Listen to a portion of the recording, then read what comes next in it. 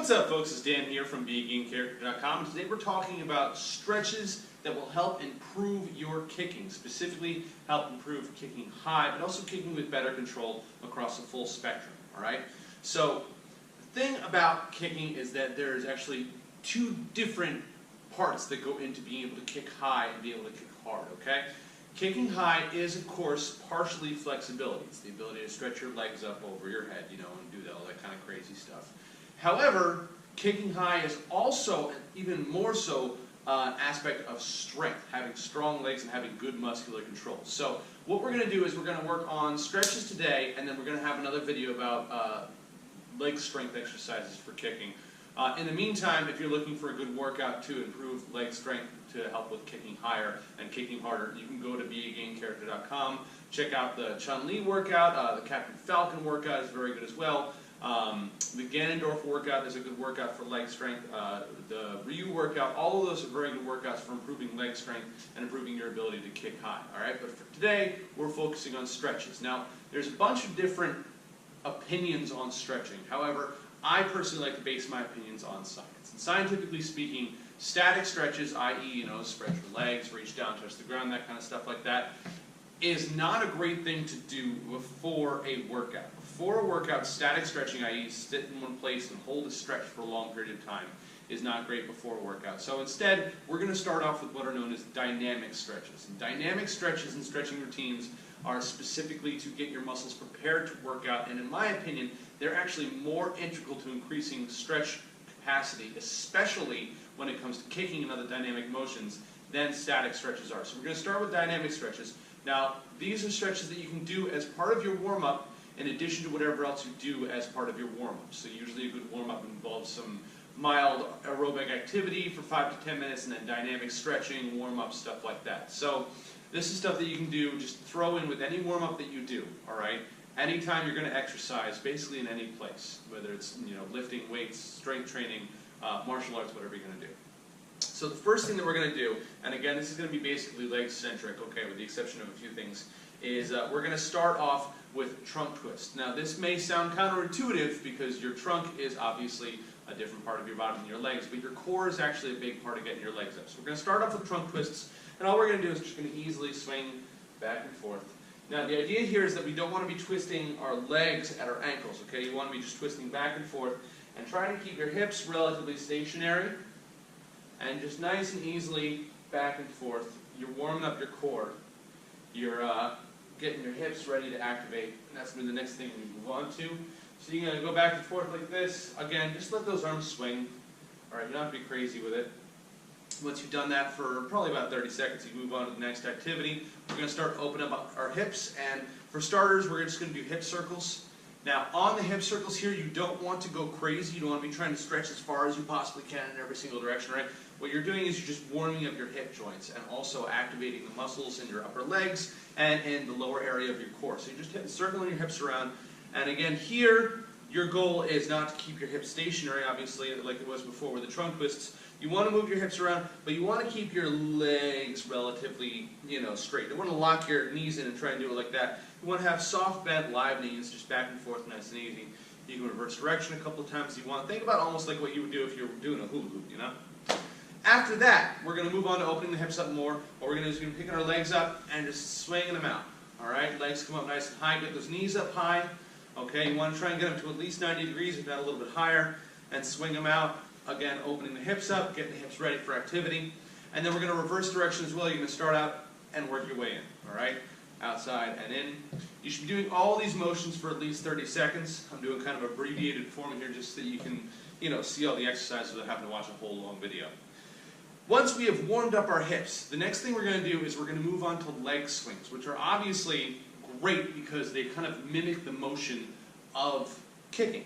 So we're going to start off with straight-on leg swings. I'm going to turn to the side so you can see better. But what I'm going to do is when I'm starting my leg swings, I'm going to start with my leg back and just swing up, okay?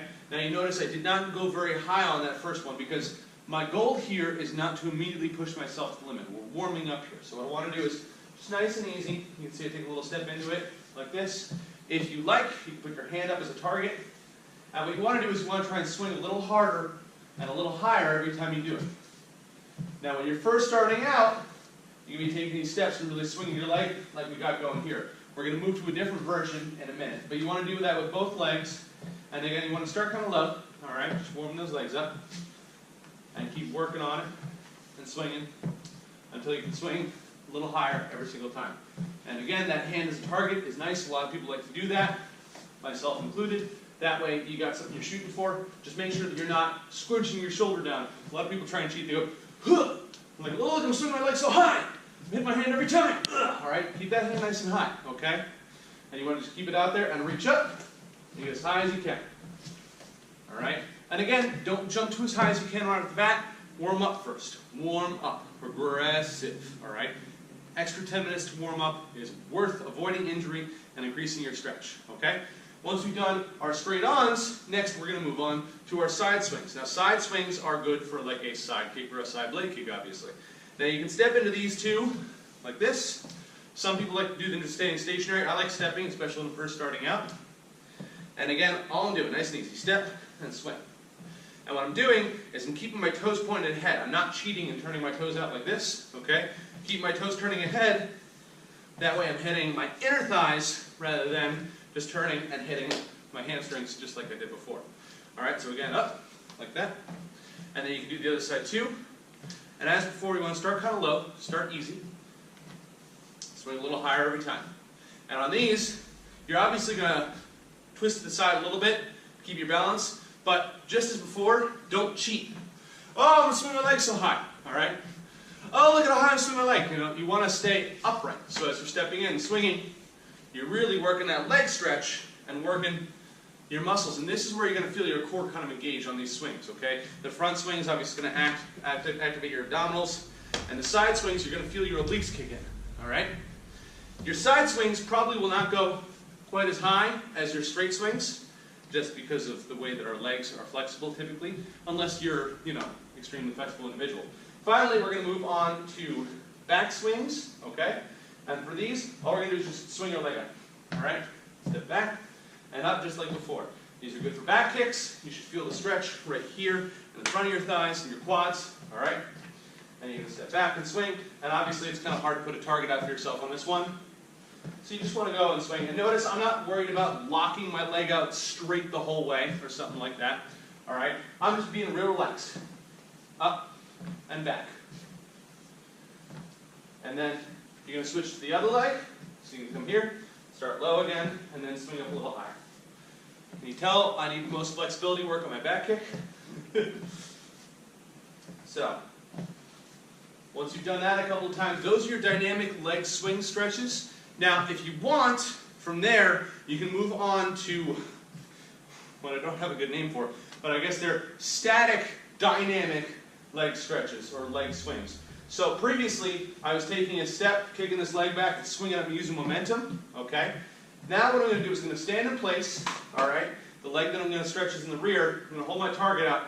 And again, I'm going to do the same things before, but I'm going to try not to swing my whole body into it. The idea here is, as I said before, kicking high is a measure of strength as much as it is flexibility. So the idea here is I want to start working on activating those muscles that are really going to get my legs high all on their own. Because when you're kicking in a real fight, you're not going to step and swing and like that, all right? Being able to do it from a stationary position and still kick high is much more useful. So I'm going to put my target out, all right? But from here, I'm not going to step in and swing. I'm just going to go right from here and lift with just my leg muscles as high as I can. And then switch up, go with the other leg, start low, and then a little higher. You see I caught myself there? Even when you're doing this, you have a tendency to swing into it, all right? Make sure you can go full stop between each one.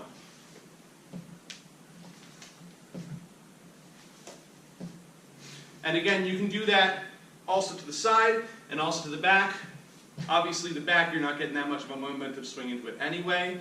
When you're doing the regular version, so you might be able to skip that. And even the side ones, if you're not doing that crossover step into the swing, if you're just starting here and just going whoop, on your first round, you don't have to do those either. So those are your basic warm-up dynamic stretches for kicking high, okay?